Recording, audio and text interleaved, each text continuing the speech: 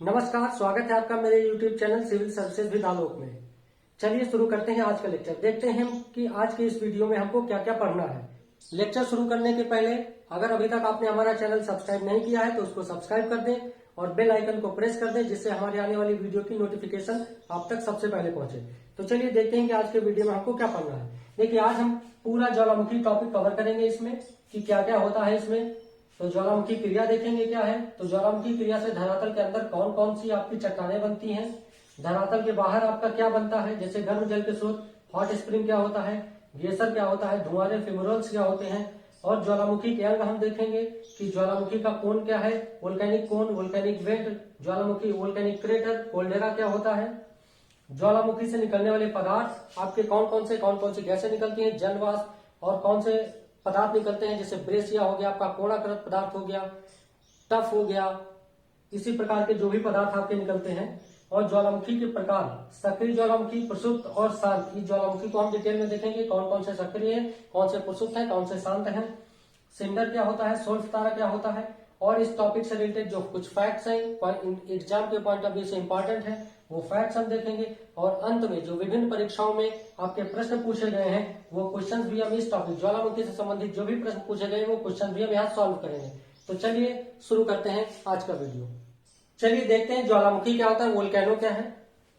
तो ज्वालामुखी क्या है, देखिए, पृथ्वी के आंतरिक परत से, पृथ्वी के सतह के अंदर से जब किसी क्षेत्र या किसी दरार के द्वारा मैग्मा जब सतह के ऊपर आता है तो इसी को हम ज्वालामुखी कहते हैं। अब मैग्मा सतह के जब ऊपर आता है तो मैग्मा के साथ और भी चीजें रहती है, जो गैसेस हैं हमारी, जो सतह के जो धरातल के अंदर रहती हैं वो मैग्मा के साथ निकलेंगी, छोटे छोटे धूल के कण भी निकलेंगे और जलवाष्प निकलेगा। तो ये सभी चीजें सम्मिलित रूप से जब पृथ्वी के अंदर से सतह पर आती हैं तो उसे हम ज्वालामुखी कहते हैं। अब देखिए ज्वालामुखी क्रिया क्या है। तो सतह के अंदर ज्वालामुखी क्या है, तो सतह के अंदर या सतह के ऊपर जब लावा के ठंडा होकर जम जाता है, चट्टान बन जाता है, तो इस प्रोसेस को हम बोलते हैं ज्वालामुखी क्रिया। मैग्मा के निकलने से लेकर सतह के ऊपर या सतह के अंदर ठंडा होकर जमने की प्रक्रिया ज्वालामुखी क्रिया कहलाती है। अब देखिए, धरातल के अंदर ठंडा होगा तब क्या बनेगा, और धरातल के बाहर आएगा मैग्मा ठंडा होगा तब क्या बनेगा। तो विभिन्न आकृतियां बनती हैं, विभिन्न आकृतियां बनती हैं। देखिए, धरातल के अंदर जब सतह के अंदर ही जब मैग्मा ठंडा होकर जब संरचनाएं बनेगी तो वो ये संरचनाएं बनती हैं, बैथोलिथ, फाइकोलिथ, लेपोलिथ, सिल डाइक आदि। ये हम लास्ट वीडियो जो हमारा चट्टान वाला वीडियो उसमें हम डिटेल से देख चुके हैं। तो अगर आपने वो वीडियो हमारा नहीं देखा है तो लिंक डिस्क्रिप्शन बॉक्स में है, जाकर वहां से देख लीजिए। दूसरा, अब देखेंगे हम कि धरातल के ऊपर जब लावा ठंडा होता है तब क्या बनता है। तो देखिए, एक तो ज्वालामुखी हम देख चुके हैं, गर्म जल के स्रोत हॉट स्प्रिंग बहुत इंपॉर्टेंट है, ये सब एग्जाम में पूछा जाता है। गेसर क्या होता है, धुआंरे फ्यूमरल्स ये क्या होते हैं। तो चलिए, ज्वालामुखी हम देख चुके हैं, अब ये क्या है। अब आगे हम देखते हैं कि ये धरातल के ऊपर जो संरचनाएं बनती हैं ज्वालामुखी के कारण, तो वो क्या क्या बनती हैं, वो होती क्या है। चलिए अब देखते हैं कि ज्वालामुखी से कौन कौन से पदार्थ निकलते हैं। जो हमारी ज्वालामुखी क्रिया होती है, जो सतह से ऊपर आती है, तो उसमें कौन कौन से पदार्थ होते हैं। देखिए, एक है आपका गैस और जलवाष्प। सबसे ज्यादा गैस और जलवाष्प की मात्रा ही आपके लावा या मैग्मा पे पाई जाती है। सर्वाधिक ये 60 से 90% तक तो गैस और जलवाष्प रहता है उसमें। और कुछ पदार्थ होते हैं चट्टानी टुकड़े छोटे, तो उन चट्टानी टुकड़ों को आकार के अनुसार या डिजाइन के अनुसार उनकी ये नाम दिया गया है। ये एग्जाम में पूछा जाता है। लावा निकलता है वो तो हम देख ही चुके हैं कि मैग्मा जब सतह पर आ जाता है और सतह में उससे ये चीजें निकल के अलग हो जाती हैं, तो जो बचता है उसे लावा कहते हैं, जो गैस और जलवाष्प अलग हो जाते हैं। देखिए, गैस और जलवाष्प में क्या है, तो जलवाष्प तो आपकी एक ही है और ये आपकी गैस है। CO2 है, nitrogen, hydrogen, HCl, hydrogen fluoride, helium, sulphur dioxide. तो ये आपकी जो है वो गैसेस निकलती हैं इतनी। अब देखिए, विखंडित पदार्थ, उसमें जो चट्टानी टुकड़े होते हैं वो विभिन्न प्रकार और विभिन्न आकार के टुकड़े होते हैं। वो देखिए, धूल और राख से बने चट्टानी टुकड़े, इसको हम टफ बोलते हैं, एग्जाम में पूछा गया है। टफ, लैटली, ब्रेसिया सब पूछा गया है। तो धूल और राख से बने जो चट्टानी टुकड़े होते हैं उन्हें टफ बोलते हैं। और मटर के दाने के आकार के जो टुकड़े होते हैं उसे लैटली बोला जाता है। कोणाकृत टुकड़े जो होते हैं, कोणाकृत जो टुकड़े होते हैं उसे ब्रेसिया बोला जाता है। बड़े चट्टानी टुकड़े जो सबसे बड़े निकलते हैं उसे बाम्ब बोला जाता है। लावा क्या है, तो ठंडा होने पर लावा सतह के ऊपर आता है और फैल कर ठंडा हो जाता है, फिर वो आग्नेय चट्टान उसे कहते हैं, वही आग्नेय चट्टान की उपमा धारण करता है, उसे आग्नेय चट्टान कहते हैं। तो ये आपके ज्वालामुखी क्रिया से विभिन्न प्रकार के पदार्थ, धूल, गैसें जो निकलती हैं वो डिटेल में है। चलिए अब देखते हैं कि ज्वालामुखी के अंग कौन कौन से हैं। ये हमारी ज्वालामुखी है, इसके कौन कौन से अंग होते हैं। तो देखिए, ये हमारी पृथ्वी की सतह है, ये हमारा है, ये पृथ्वी की सतह है, और इस सतह में अंदर से ये ज्वालामुखी का उद्गार हो रहा है। तो देखिए, जब ज्वालामुखी निकलेगी, जैसे मान लीजिए कोई एक छिद्र है और उस छिद्र से जब ज्वालामुखी या लावा ऊपर निकलता है तो वो छिद्र के चारों तरफ फैल जाएगा, वो छिद्र के चारों तरफ फैल जाएगा। ये अगर छिद्र होगा पृथ्वी में तो ये इसके छिद्र के चारों तरफ, इधर इधर आगे चारों तरफ इसके फैल जाएगा लावा। तो इसी प्रकार से ये हमको दो तरफ दिख रहा है लेकिन ये चारों तरफ फैला हुआ है। ये छिद्र है पृथ्वी की सतह के ऊपर। अब जब ये लावा चारों तरफ फैल रहा है तो एक शंकु का आकार ले लेगा, वो लावा चारों तरफ फैलेगा इस तरह से, तो एक शंकु का आकार ले लेगा।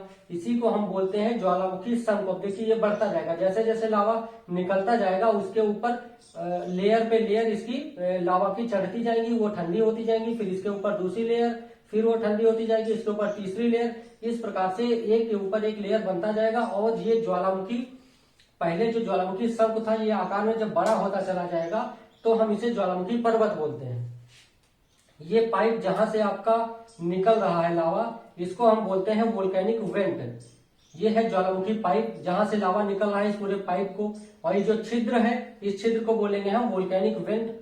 और यही छिद्र जब बड़ा हो जाएगा आकार में तो इसे वोल्केनिक क्रेटर बोलेंगे।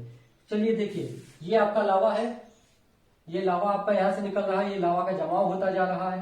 तो जो ये आकार आपका बन रहा है, ये है आपका ज्वालामुखी शंकु। छिद्र के चारों ओर जब लावा जम जाएगा तो ज्वालामुखी शंकु, वोल्केनिक कोन का निर्माण होगा। ये वोल्केनिक कोन है आपका, देखिए। फिर ये जब अभी छोटा है, यहाँ पे धीरे धीरे बड़ा होता जा रहा है कोन, जैसे जैसे उद्गार बढ़ता जाएगा, लावा निकलता जाएगा, ये और बड़ा होता जाएगा, फिर एक पहाड़ का रूप ले लेगा बहुत बड़े। तो इसे जब काफी बड़ा हो जाएगा तो इसे बोलेंगे हम ज्वालामुखी पर्वत, वोल्केनिक माउंटेन। ये है वोल्केनिक माउंटेन पूरा। अब पर्वत के बीच में जो छिद्र है, ये पर्वत के बीच में जो छिद्र है जहां से लावा निकल रहा है, इस छिद्र को क्या बोलेंगे, तो ज्वालामुखी छिद्र या वोल्केनिक वेंट। वोल्केनिक वेंट क्या है, तो जो छिद्र है जिससे लावा निकल रहा है। अब ये छिद्र जब काफी बड़ा हो जाएगा तो इसे क्रेटर बोलेंगे। जब ये छिद्र और बड़ा हो जाएगा तो इसे क्रेटर बोलेंगे। और क्या होगा कि यहीं पे धसाव हो जाए, यदि इस एरिया का इस प्रकार से धसाव हो जाए या किसी कारणवश इसका विस्तार हो जाए तो उसे हम कोल्डेरा बोलते हैं। इस तरह की जब आकृति हो जाए, जब ये ज्वालामुखी अभी तो शंकु के आकार का है, फिर जब ये इस तरह से इतना धस जाए, ऐसे बन जाए, मान लीजिए ये आकार इसका आ जाए, तो इसे हम क्या बोलेंगे, कोल्डेरा बोलेंगे। यहां से ज्वालामुखी उद्गार हुआ था, ये धसाव हो गया, अब इसे हम बोलेंगे कोल्डेरा। तो ये आपके सारे टर्म हैं जो आपके ज्वालामुखी के अंग हैं, वो आपको समझ में आ गए होंगे। चलिए अब देख लेते हैं ज्वालामुखी के प्रकार, सक्रियता के आधार पर और उद्गार के आधार पर। सक्रियता के आधार पर क्या है, तो तीन प्रकार की, एक सक्रिय है, एक प्रसुप्त है, एक शांत है। सक्रिय का मतलब एक्टिव, मतलब जिनमें अभी भी उद्गार हो रहा है, जिनमें आपके लावा, राख, गैसें, धूल, कण ये सब निकल रहे हैं, तो वो है आपकी सक्रिय ज्वालामुखी।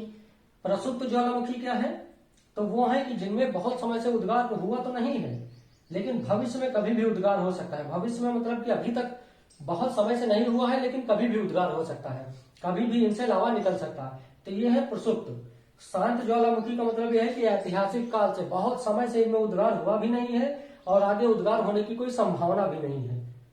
तो ये तीन प्रकार के आपके सक्रियता के आधार पर है। उद्गार के आधार पर क्या है, तो एक केंद्रीय उद्भेदन वाले हैं और एक दरारी उद्भेदन वाले हैं। तो चलिए इनके उदाहरण देख लेते हैं कि कौन कौन से ज्वालामुखी हैं जो सक्रिय हैं, कौन कौन से प्रसुप्त, कौन कौन से शांत, क्योंकि यही एग्जाम में पूछा जाता है। चार ज्वालामुखी दे देगा, बोलेगा इसमें कौन सा सक्रिय है या कौन सा शांत है या कौन सा प्रसुप्त है पूछेगा, या मिलाने को दे देगा, चार ज्वालामुखी दे देगा, बोलेगा सक्रिय, प्रसुप्त, शांत मिलाइए, मैच कराइए। तो इनको, इनके हम उदाहरण देख लेते हैं कहां पर है। चलिए देखते हैं सक्रिय ज्वालामुखी, कुछ जो इंपॉर्टेंट है वो देख लेते हैं। लांगिला बगाना कहाँ पे है, पापुआ न्यू गिनी में है। ये आप मैप में जो आपके पास एटलस होगा, लोकेशन जरूर देख लीजिएगा इनकी, आप मैप में या गूगल में ही सर्च कर लीजिएगा। देखिए किलायू कहाँ पे है, तो हवाई द्वीप, प्रशांत महासागर में है हवाई द्वीप, यूएसए के अंडर में है। और इसी पे आपका मौना लोआ भी, ये पृथ्वी का सबसे बड़ा, आकार की दृष्टि से बात करेंगे तो मौना लोआ पृथ्वी का सबसे बड़ा है। समेरु जावा पर है, मेरापी दुकानो, ये 3 ज्वालामुखी हैं, समेरु, मेरापी, दुकानो, और तीनों इंडोनेशिया में है। ये सब एक्टिव हैं, ये इनसे अभी भी लावा निकल रहा है। और ज्वालामुखी में जो जितने भी पदार्थ निकलते हैं, आपकी जो गैसेज है, जो कण है, आपके लावा है और जलवाष्प, तो सबसे ज्यादा मात्रा जो होती है लावा में वो जलवाष्प भी होती है। 60 से 90% तक आपका सिर्फ जलवाष्प रहता है उसमें। यासुर जो है आपका, ये तात्रा द्वीप या वानुआतु में है। एटना कहाँ पे है? सिसिली द्वीप, ये इटली में है। यूरोप का सबसे ज्यादा सक्रिय ज्वालामुखी एटना है। कोटोपैक्सी आपका इक्वेडोर में है, दक्षिण अमेरिका में है इक्वेडोर। ओजस डेल सलाडो आपका अर्जेंटीना और चिली की सीमा पे है। बायरन द्वीप आपका एकमात्र सक्रिय ज्वालामुखी है भारत का, बायरन द्वीप, अंडमान निकोबार जो आइलैंड है उसी पर है ये Byron. Mount Erebus Antarctica, Antarctica में एक सक्रिय ज्वालामुखी है माउंट इरेबस। तो ये आपके कुछ इंपॉर्टेंट सक्रिय ज्वालामुखी हैं। अब हम देखते हैं प्रसुप्त और शांत ज्वालामुखी के कुछ उदाहरण। ये आपके कुछ प्रसुप्त ज्वालामुखी हैं। विसुवियस इटली में है, फ्यूजियामा जापान में है, क्राकाटाओ इंडोनेशिया में है, नारकोंडम द्वीप भारत में है। इन सब की लोकेशन आप देख लीजिएगा, नोट्स बना लीजिए, इनको याद कर लीजिएगा, या जिस प्रकार से भी आपको ये याद हो जाए या समझ में आ जाए आप वो ट्रिक अपना लीजिएगा। ये है आपके शांत ज्वालामुखी। तो देखिए कोह सुल्तान एवं देवबंद, जो कोह सुल्तान है और जो देवबंद है, ये दोनों आपके कहाँ पे है? ईरान में है। माउंट पोपा आपका कहाँ पे है? तो म्यांमार में है। किलिमंजारो कहाँ है? तंजानिया में है। चिम्बराजो कहाँ पे है? इक्वेडोर में है। एकांकागुआ आपका इंडीज पर्वत श्रेणी पे है। तो ये आपके शांत ज्वालामुखी हैं। इतने और भी हैं, लेकिन ये इंपॉर्टेंट है जो एग्जाम में पूछे गए हैं या पूछे जाएंगे। ये कुछ ज्वालामुखी हैं और ये कुछ देश हैं कि ज्वालामुखी किस देश में है। ये आपका विसुवियस ज्वालामुखी है, ये कहाँ पे है? इटली, नेपाल की खाड़ी में। स्टाम्बोली कहाँ पे है? लिपारी द्वीप, भूमध्य सागर। माउंट रेनियर यूएसए, माउंट सस्ता यूएसए, सेंट हेलेंस यूएसए। पैरुकुटिनो पोपोकैटिपिटल कहाँ पे है? मैक्सिको में। एलबुर्ज रूस में है। माउंट ताल और माउंट पिनाटुबो ये फिलीपींस में है। कुछ क्वेश्चन इस प्रकार से आते हैं ज्वालामुखी के, कि ज्वालामुखी दे दिया जाएगा और संबंधित देश का नाम दे दिया जाएगा और मैच कराने के लिए कहा जाता है। तो उस दृष्टि से ये बहुत ही इंपॉर्टेंट है। देखिए गेसर क्या है और हॉट स्प्रिंग क्या है। गेसर क्या है? तो गर्म जल के स्रोत गेसर भी होते हैं और गर्म जल के स्रोत आपके हॉट स्प्रिंग भी होते हैं। ये एग्जाम में पूछा जाता है। तो गेसर क्या है? सेम चीज है, गर्म जल इसमें से भी निकलेगा और गर्म जल इसमें से भी निकलेगा, जलवाष्प। अवकाश इसमें क्या है? अंतर यह है कि इसमें एक अवकाश के बाद गर्म जल और वाष्प निकलता है, थोड़ा समय लेता है, रुक रुक कर निकलता है इसमें। और इसमें निरंतर, इसमें जलवाष्प और गर्म जल निरंतर निकलता रहता है। इसका संबंध ज्वालामुखी क्रिया, मतलब जहां ज्वालामुखी क्रिया होगी वहां पर गेसर पाए जाएंगे। पर हॉट स्प्रिंग का संबंध ज्वालामुखी क्रिया से नहीं है, जिसका पृथ्वी के आंतरिक भाग से संबंध होता है, लेकिन जरूरी नहीं है कि ज्वालामुखी क्रिया हो वहां पे। ये आपका है एक ओल्ड फेथफुल गेसर है। ये येलोस्टोन नेशनल पार्क में है और ये पार्क कहाँ पे है? तो अमेरिका में है। ये आपका उदाहरण है गेसर का, ओल्ड फेथफुल गेसर। चलिए देख लेते हैं कि फ्यूमरल्स क्या है, आपके धुआरे क्या होते हैं। देखिए ऐसा छिद्र जिसके सहारे गैस और वाष्प निकला करती है वो आपके धुआरे होते हैं, और ये जिनका संबंध ज्वालामुखी क्रिया से है।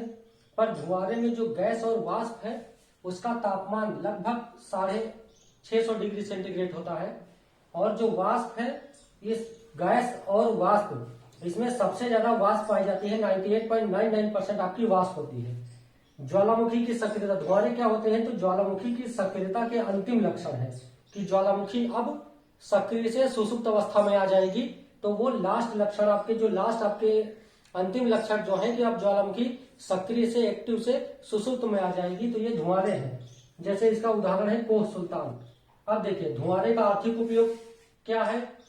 तो चूंकि ये सल्फर, गंधक और बोरिक एसिड इनसे प्राप्त किया जाता है, और ऐसे धुआरे जिनसे अधिक मात्रा में गंधक या सल्फर निकलता है उन्हें सोल्फ तारा बोलते हैं। सोल्फ तारा क्या है? तो ऐसे धुआरे फ्यूमरल्स जिसमें अधिक मात्रा में सल्फर निकलता है उसे हम बोलते हैं सोल्फ तारा। चलिए कुछ फैक्ट्स देख लेते हैं। देखिए विश्व का सर्वाधिक ऊंचाई पर स्थित मृत ज्वालामुखी आपका जो है शांत ज्वालामुखी या मृत ज्वालामुखी एक ही चीज है, तो है एकांकागुआ एंडीज पर्वत है, दक्षिण अमेरिका में है। एंडीज पर्वतमाला, वहीं पे है कांकागुआ। लोपोलिथ पर्वत जो आपका है, इसका सबसे अच्छा उदाहरण क्या है? तो हेनरी पर्वत आपका उदाहरण है। लोपोलिथ पर्वत का उदाहरण है हेनरी पर्वत। किन महाद्वीपों में ग्लेशियर नहीं पाए जाते? तो है दक्षिणी अमेरिका महाद्वीप और अफ्रीका महाद्वीप। सिंडर क्या है? ये पूछा जाता है, सिंडर क्या है? क्रेटर झील। तो सिंडर क्या है? तो जब ज्वालामुखी विस्फोट होता है तो उसी लावा हवा में उछलता है, तो जब वो ठंडा होकर छोटे छोटे टुकड़ों में ठंडा होकर पृथ्वी पर गिरता है तो उन्हीं को सिंडर बोलते हैं। हवा में उड़ा हुआ लावा शीघ्र ही ठंडा होकर छोटे ठोस टुकड़ों में बदल जाता है, जब इन्हीं टुकड़ों को ही सिंडर कहते हैं। अब क्रेटर झील क्या है? तो जब क्रेटर में पानी भर जाता है तो क्रेटर झील हो जाती है। ज्वालामुखी क्रेटर में वर्षा का जल भर एकत्र होने से क्रेटर झील का निर्माण होता है। इसका उदाहरण है टिटिकाका झील, आपका दक्षिणी अमेरिका में है टिटिकाका झील। दूसरा उदाहरण है विक्टोरिया झील, आपकी अफ्रीका में है। तो ये है आपके कुछ फैक्ट्स इस ज्वालामुखी टॉपिक से संबंधित, वोल्केनो से। चलिए कुछ क्वेश्चंस देख लेते हैं जो वोल्केनो के टॉपिक से आए हुए हैं। देखिए, ज्वालामुखी से सबसे अधिक कौन सी गैस निकलती है? तो कौन सी गैस निकलती है? ये आज ही मैंने पढ़ाया है कि जो गैसेज और जलवाष्प निकलती है उसमें से 60 से 90% तक जलवाष्प रहती है। तो ये आपका आंसर सही है। दूसरा देखिए, पृथ्वी के अंदर, ये आप लोग आंसर करते रहिए, उसके बाद में हम जब पढ़ाए तो आप मैच कराइए। पृथ्वी के अंदर पिघले पदार्थ को क्या कहते हैं? जो पृथ्वी के अंदर रहता है उसे मैग्मा कहते हैं, जो सतह पे आ जाता है उसे लावा कहते हैं। तो लावा है, लावा गलत है। मैग्मा है नहीं इसमें ऑप्शन में, इसलिए कोई नहीं होगा। अगर मैग्मा होता तो हम मैग्मा लगाते। लावा के ठोस होकर पृथ्वी के अंदर जमने अंदर बनी चट्टानों को क्या कहते हैं? देखिए, जिसने हमारा चट्टान वाला लेसन देखा है उसको पूरा डिटेल में आ रहा होगा कि प्लूटोनिक चट्टानें क्या होती हैं और कितने प्रकार की होती हैं, उनका स्ट्रक्चर क्या है। तो ये प्लूटोनिक है। माउंट एटना क्या है? ज्वालामुखी पर्वत है आपका। माउंट सेंट हेलेंस कहाँ है आपका? अमेरिका में है। मौना लोवा एक सक्रिय ज्वालामुखी है, ये कहाँ पे है? तो आज ही की मैंने वीडियो में अभी पढ़ाया है कि ये हवाई द्वीप पे है। तो देखिए, ये आया है UPPCS 2005, 2014, IAS pre 2005, BPSC pre 1999 में, उत्तराखंड पीसीएस 2006 में, ये भी 2006 में, झारखंड पीसीएस 2013 में। तो ये आपने मेरा वीडियो देखा होगा तो ये सारे क्वेश्चन आपको आ रहे होंगे। निम्न में से कौन सा सक्रिय ज्वालामुखी है? देखिए, ये कूट वाला प्रश्न है। कांकागुआ, एटना, किलिमंजारो, विश्ववियास। अब देखिए, कूट दिया हुआ ए और बी है, कांकागुआ और एटना, ए और सी, बी और सी, बी और डी। अब आपको इसमें से कमेंट करके बताना है कि कौन सा सक्रिय ज्वालामुखी है। अगर आपने वीडियो देखा होगा तो आपको आ रहा होगा। अफ्रीका का सर्वोच्च पर्वत शिखर किलिमंजारो कहाँ है? ये भी मैंने पढ़ा है, ये भी आप कमेंट करके बताइए। किलिमंजारो क्या है? ये भी आप कमेंट करके बताइए कि ज्वालामुखी है या इसको श्रृंग लिखा था आपका, श्रृंग। ये आग्नेयगिरी लिखा था, आग्नेयगिरी। स्ट्राम्बोली क्या? स्ट्राम्बोली है एक, क्या प्रसुप्त ज्वालामुखी है, जागृत ज्वालामुखी है, या निर्वापित ज्वालामुखी है, या कोई नहीं है? तो इन सभी क्वेश्चंस के आप जवाब हमें कमेंट करके बता सकते हैं। ज्वालामुखी मैंने आज पूरा कवर कर दिया है। ज्वालामुखी से संबंधित क्वेश्चंस भी इसमें बता दिए हैं। आज के वीडियो में इतना ही। अगर अभी तक आपने मेरा चैनल सब्सक्राइब नहीं किया है तो उसको सब्सक्राइब कर दें और बेल आइकन को प्रेस कर दें, जिससे मेरी आने वाली वीडियो की नोटिफिकेशन आपको मिल सके। चलिए, मिलते हैं नेक्स्ट वीडियो।